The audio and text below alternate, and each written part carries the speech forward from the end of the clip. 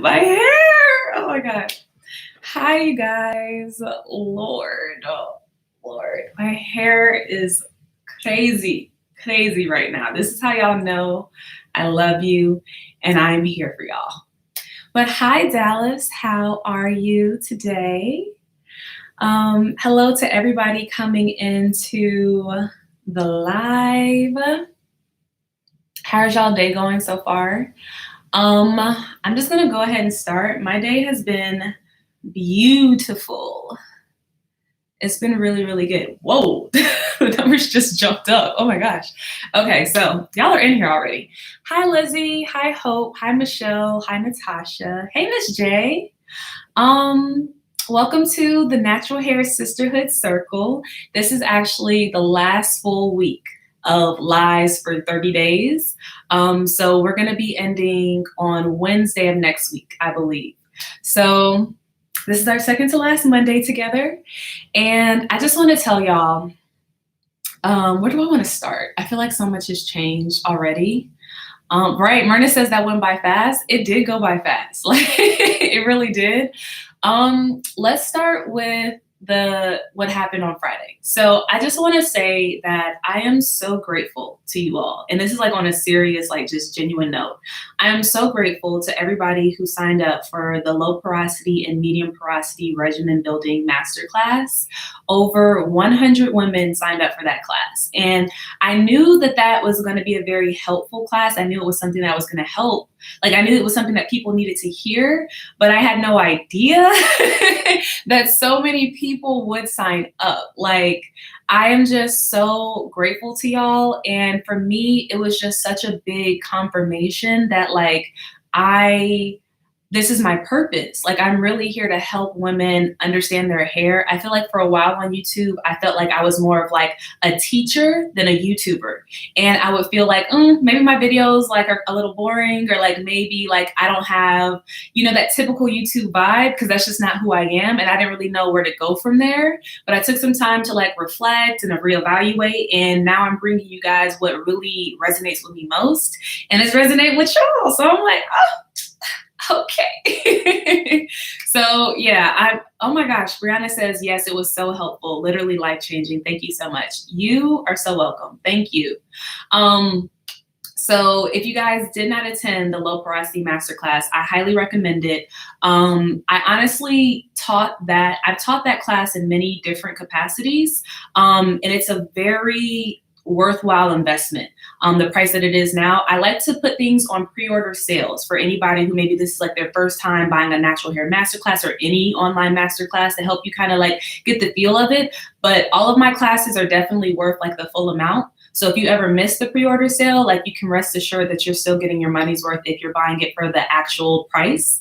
So if you missed the low porosity class, I highly recommend you pick it up. And listen, get your dance on, girl. Yes. And with the class that we had last week, I know a lot of you guys were asking, like, when am I going to do the high porosity class? And I was going to do it in March, but I'm going to go ahead and do it on Friday, since the Natural Hair Sisterhood is going to be ending so quickly. So I'm actually doing my high porosity class this Friday. You can go ahead and pre-order at the link in my description box. And I'm excited to talk about this because I've had clients who are high porosity, and retaining moisture is a really big struggle for high porosity hair, not because you can't get the moisture in, but it's like you put it on and your hair sucks it up and then it just goes away. So we're gonna talk about how to make sure that you're applying products in a way that retains the moisture all week long. And of course, I'm excited about it. Y'all already know that. Rena says, yes, high porosity. So I actually changed it, Devin. Thank you so much for asking. With the low porosity class, because it was low to medium porosity, I just went ahead and made that one class. And in the high porosity class, we're going to talk about just pretty much high porosity, medium to thick strands, medium to high density, but really more so high density actually. I have it actually outlined on the sales page. You can determine like whether or not this class is for you.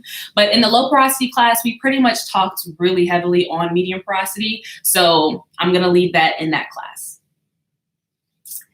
So yeah. Let's see. On the next thing, actually, before I move to the next thing, I did want to do like a few, like I guess maybe like announcements. So with what's been happening for the past 30 days with me, like talking to y'all and us really connecting, things are like growing faster in my business than they ever have, and I am a one-woman show. So I'm managing it the best that I can as far as like customer service emails, like just getting the classes together, making sure that I'm being present with you guys live whenever I go live throughout the weekdays. So I just wanted to remind you guys that if you do order a class from me, usually if you don't get the link to the class like directly in your inbox, it sometimes gets routed to spam or like your promotions or your social folder. Like if you ever feel like, oh, I'm missing the class link, if you can just type in like my email address or the name of the class in your search box in your inbox, it should come up. That way you can find the class quickly and you can get the information as soon as possible. So I just wanted to throw that out there. And then I want to go ahead and just get into today's video. So today, oh God, where do I want to start? Today we're going to be talking about the mistakes that I've made in my natural hair journey. And I have learned a lot from my mistakes. And as someone who I feel like I can be very that's a nice word for saying stubborn. I can be stubborn / perseverant. There are some mistakes. This is actually one of my mistakes. So we're going to get right into it. There are some mistakes that I made in my hair journey that I consistently made over and over and over again, expecting something to change. Like I would do the same thing that wasn't working and expect my hair to just magically get better or expect it to work out differently this time for whatever reason. And so that's actually one of my mistakes. Yes, not being open to change, thinking that I knew everything about everything and not being open to receiving even just like the tiniest bit of advice, like just having one little insight that applies directly to you can really change the game for you. Like, for example, the Felicia Leatherwood detangling brush. If I hadn't have been open to moving away from finger detangling, then I would be spending hours and hours and hours in my shower trying to finger detangle my hair. But actually, when I learned about the Felicia detangling brush, I was ready for a change. So that kind of helps. But I do notice with some women, like sometimes I'll have people reach out to me for coaching, or I'll even like just notice it in myself. Like, let's be real, we all kind of do it, where we say we want to change, and then like we hear what the change is going to be, and we're like, I don't want to do that. That sounds too different. I don't know how that's going to work out. Let me just keep doing what I'm doing because I feel comfortable here. And if you want to get bigger and better, you got to switch it up. You just have to switch it up. What you've been doing so far has gotten you to this point. And if you want to get further, you got to do something different. So, for example, what are some things I wasn't open to? Let me see. I feel like I wasn't open to, for a while, like just trying different products because I just didn't want to waste a wash day. So I would stick to the same thing and I wouldn't be open to anything new. And then when I finally opened myself up to new stuff, it was better than what I was using. Now, granted, I was using pretty good products, but like, what's a good one? Like I used to love the Oyen handmade detangling conditioner, and that is not a bad conditioner, but I was just like so stuck on that. And there are some great conditioners out there that aren't the Oyen handmade detangling conditioner. For example, the Giovanni Smoothest Silk Moisture Conditioner. That's a great conditioner. Yeah, like, so just being open to new things can really help, is what I'm saying. And so that was the first mistake that I was making. I was being too hard-headed, essentially. And then one of the actual first mistakes that I made in my journey when I was like very, very new to being natural, let's say this was I went natural in 2010. This was probably back in 2011. So in 2011, I had no clue how to keep my hair moisturized. Like water was my only saving grace because my hair was shorter. I would wet my hair down with water like every 3 days and apply some type of product in it, hoping that it would stay moisturized, but it would be like so thirsty within the next 2 to 3 days. And so during that time, I was actually using like whatever product worked, I would just use that everywhere. So at the time, it was the Shea Moisture Deep Treatment Mask, which actually isn't that great of a deep treatment. But it was the best that I had I had ever experienced so far. And so I used that as a deep conditioner one day, and I was like, oh, this is great. I'm just going to use it everywhere. And I used it as like a moisturizer. I used it to refresh. I used it to, you know, of course, deep condition. So it was like, because I didn't know what products to use, I would just use anything for any capacity. Like I would use things that weren't meant to work as a moisturizer, And I did that for a long, long time, like for months. And then finally one day I was applying it to my hair, and I was like, you know, this is actually really thick. And it really just sits on top of my hair. Like at that point, I didn't even really know how to like evaluate how things worked. Like I didn't understand how to differentiate between moisturized hair and then hair that just had product caked on it. And so finally, like I just had a revelation as I was applying it to my hair, like this is just sitting on top. And then I looked at the product because I had gotten so used to just reaching for it. And I looked and saw that it was a deep conditioner. And I was just like, wow, like, girl, what you doing? And from then, I think I don't even know what I used after that. If I could see what my hair stash used to be back in those days, who knows what I was using? Cantu, probably, I don't even know. And if you guys were in our ingredients masterclass, we talked a lot about like how Cantu products, although they're cheap and they can be like a lot of people's starter introduction to natural hair products, they're pretty much just full of fillers. Like it's full of like water and canola oil are the first two ingredients. And with ingredients, they're listed from like what's in there the most to what's in there the least. So it's basically made up of water and canola oil that you're putting on your hair. So it's just kind of like filler. It's not necessarily nourishing your hair. And if you guys didn't get a chance to attend the ingredient masterclass, I will link it's not in there actually. I'll put it there after this class is over. The ingredient masterclass link, so you can get access to that and learn how to find products that work based on the ingredients so you don't waste time. But yeah, so that was a big, big mistake. And one of the, on that note, another mistake that I made early on in my journey is I would DIY everything, like literally everything. I thought I knew best again, and I didn't really have that much knowledge. I just figured that I couldn't find anything at the store that worked, so let me try to figure out how to make something at home. And I feel like there are definitely people who have this gift where they can be like a mixtress and they can make up these wonderful healing products. But I am not one of them. I thought I was for like a year and a half, and I wasn't. And so I used to try to make like my own shea butter mixes. I used to make oil mixes. I tell this story all the time, but one time I made a shea butter mix and then I did like mini twists with the shea butter, and my hair is fine, so it doesn't like shea butter at all, but I didn't know that at the time. And my hair looked like little worms, like they were like sticky and tiny, and like they were just not cute, and my hair wasn't even moisturized. Again, like it was just like grease on top of my hair, and it was still dry even though it was caked with product. And so I tried that again because I'm stubborn. I tried that for a year, almost a year and a half, thinking I can make my own moisturizing products and make it work. And then after a year and a half, my hair was just so dry. I was just like, okay, yeah, this doesn't work. I feel after experiencing that and also kind of like observing other people make their own products, you really have to have a good understanding of how to keep your moisture and your hair balanced, because making your hair products isn't just applying a hair butter. You need like a leave-in is a great product if you're using a great leave-in. A leave-in like really sets the foundation of moisture. Like the first product is water, and usually there are some other like moisturizing ingredients in there, and it helps to kind of like open up the cuticle so you can receive moisture from other products. Again, the first ingredient is water, and a lot of like DIY products that you make at home, there isn't water in anything. So you're really not moisturizing, you're just like nourishing and or sealing. And so you really have to have a very extensive knowledge around like how to make products that are actually going to work, and not just whip up some shea butter in an oil mix and then call it a day.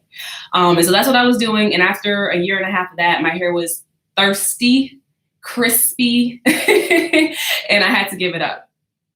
So Beth says, I DIY'd for one day. Yeah, not for me. Yes. And then with me, I am such a person where like, I just need it real quick. Like even when I cook, like if it takes too long, I'm just like, man, I don't even care anymore. Forget the recipe. I'm just about to whip something up.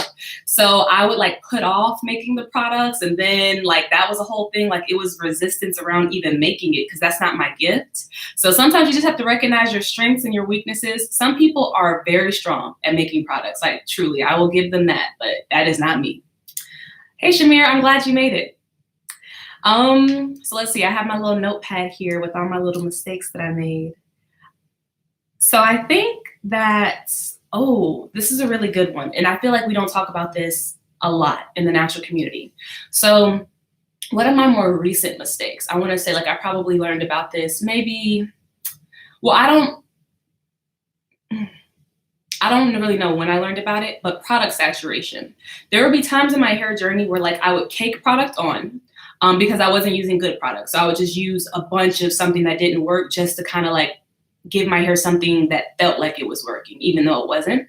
And then I got to the point where I realized that was too greasy, it was too heavy. So I would try to use like a really light hand when I applied my products. And it's important that whenever you're like applying products to your hair, you're fully saturating your hair with the water and with the product so that you get maximum moisture and you're able to retain moisture throughout the week. If you're not giving your hair enough moisture, it's just gonna be dry. Like, you know, it makes sense when you say that, but sometimes like I would feel like, oh, I don't want to like weigh my hair down, or like if I use too much of something, like maybe I was trying to conserve product or something, like I was being like really trying to be affordable and not use too much of something. So I have definitely learned in my hair and in many other women's hair, like I even see it like in natural hair salons, how important product saturation is. You shouldn't overuse something. Like when you deep condition, you shouldn't be using like a third of the deep conditioner or half the deep conditioner for one deep conditioning session. Yeah. Even if you have long hair, like my hair is super long and I only use like a little bit of deep conditioner. So you don't want to overuse something because maybe it's not working. That's a sign that the product doesn't work well for your hair. When you have to keep applying something to your hair and it's not really doing anything. But you also, when you're applying product, you want to make sure that it's fully saturated, that every strand is getting something. When you're applying your styling products, making sure that you're also applying water with the styling products can help the product saturation, because water will usually activate a product. And so instead of applying more product, you just apply a little bit more water, it activates the product and you can kind of conserve the amount that you use. But you still want to make sure that it's fully saturated, all the curls are getting all the goodness. So yeah, Shamir says, I used to do that thinking it was my hair, but I realized it wasn't working for me. I was trying to force the product to work. Yeah, like when you're just applying product to your hair over and over. And I've been there, like I have definitely been there. I think that's a really good point that you bring up, Shamir. I think it's so interesting because back in the day, that was my mindset. Like if a product isn't working for me, I must be doing something wrong. Not it just doesn't work for my hair. And so we kind of have to like reclaim that power and really like go into caring for our hair with the knowledge that not everything works for everybody. Like you could have, and this is why I clung so hard to Shea Butter, I feel. Because I would watch Natural 85 and she just loved it. Like her hair was beautiful. She talked about how great it was. So I was like, oh, it works for her. It has to work for me. I have naturally curly hair too. And this was also before I knew my porosity. So I had no knowledge of my hair, which is why I tell you all the time, it's not another product you need. It's the knowledge that you need.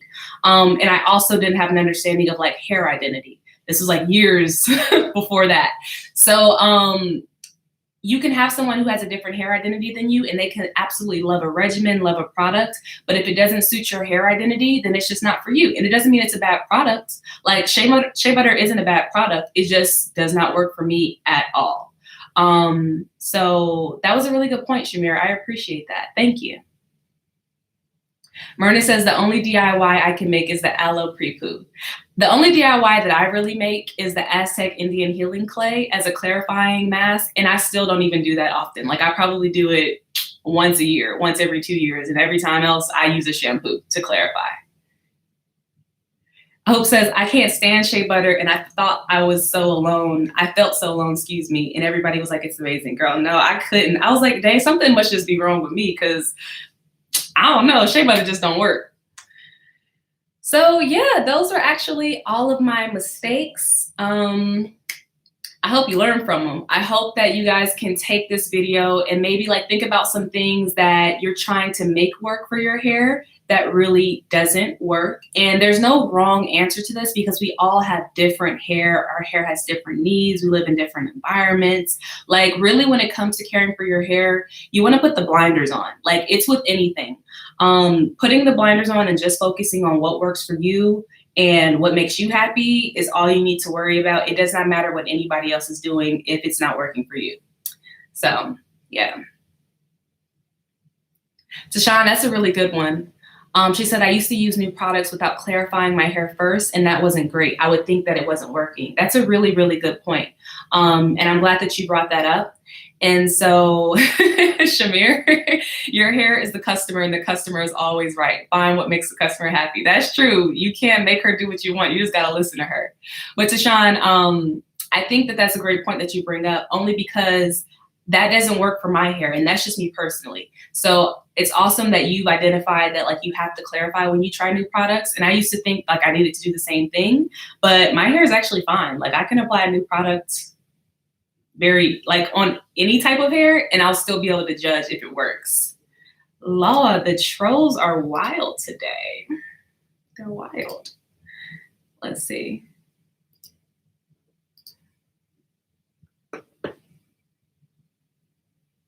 Aisha says she uses water when she's putting her deep conditioner in. Thank you, Brianna. I appreciate that.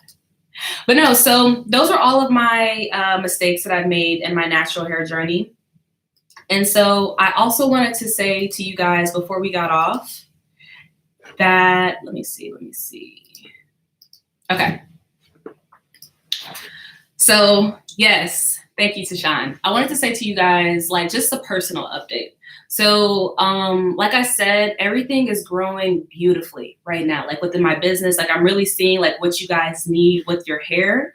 And these master classes for right now, I see that that's really working. And so we're going to stick with that. And I guess I just really want to talk about like how sometimes you just have to take a step back. So I noticed today that like balance is still super important. Like I'm really understanding how important balance is.